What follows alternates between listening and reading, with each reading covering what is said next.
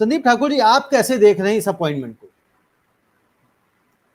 नहीं, हमारे जो पूर्व के दोनों वक्ताओं ने कहा वो बिल्कुल सही कहा है और मैं उनसे सहमत हूं। देखिए, सरकार में ये रूटीन प्रैक्टिस है कि जो लॉयल होता है गवर्नमेंट के, उनको कोई ना कोई रिवॉर्ड तो दिया जाता है।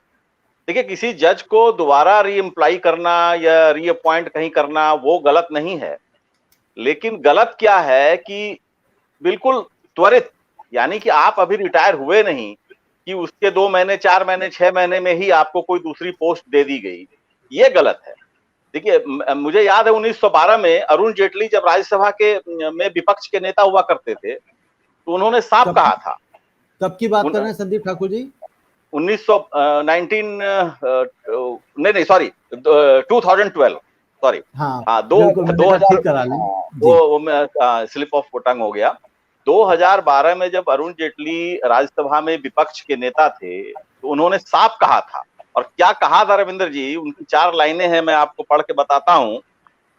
उन्होंने कहा था कि रिटायरमेंट के फौरन बाद जजों को किसी नए सरकारी पद पर नियुक्त करना न्यायपालिका की स्वतंत्रता के लिए खतरनाक हो सकता है। जेटली जी ने यह भी कहा था कि रिटायरमेंट के बाद मिलने वाली पद की चाहत प्रत्यक्ष और प्रत्यक्ष तौर पर अदालतों के फैसलों को प्रभावित कर सकती है। तो ये तो उन्हीं, जो पार्टी अभी सत्ता में है उसके, उन्हीं के एक प्रमुख नेता को मैं कोट कर रहा हूं। और इसमें अरुण जेटली जी ने ही नहीं, बल्कि सुप्रीम कोर्ट के कई चीफ जस्टिस ने ये बार बार कहा है कि नियुक्ति, रिटायरमेंट के फौरन बाद किसी भी जज को नियुक्त खुद स्वतः नहीं होना चाहिए। कम से कम 2 से 3 साल का गैप होना चाहिए। अब जैसे एक जज थे रविंद्र जी, उनका नाम है जस्टिस चेलमेश्वर।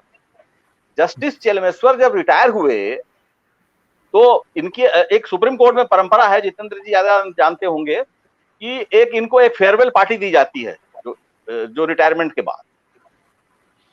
जो वो जज थे चेलमेश्वर जी, वो जस्टिस चेलमेश्वर उस फेयरवेल पार्टी में भी नहीं आए। वो रिटायर हुए और सीधा अपने गांव चले गए आंध्र प्रदेश, और आज वो अपने गांव में खेती कर रहे हैं। और उन्होंने ये घोषणा की बाकायदा कि मैं कोई भी सरकारी पद, खास तौर से वो पद जो लाभ वाला हो, जिसमें कुछ सुविधाएं मिलती हो, सैलरी मिलती हो, वो मैं कभी भी जिंदगी में नहीं लूंगा। तो कोई भी जज, जैसे जस्टिस मिश्रा की जो बात आप कर रहे हैं, संदीप ठाकुर जी, जो चेलमेश्वर जज की बात कर रहे हैं, आपको याद होगा जब ये 4 जो सुप्रीम कोर्ट के जज आए थे प्रेस कॉन्फ्रेंस के लिए, उसमें से एक नाम चेलमेश्वर भी थे।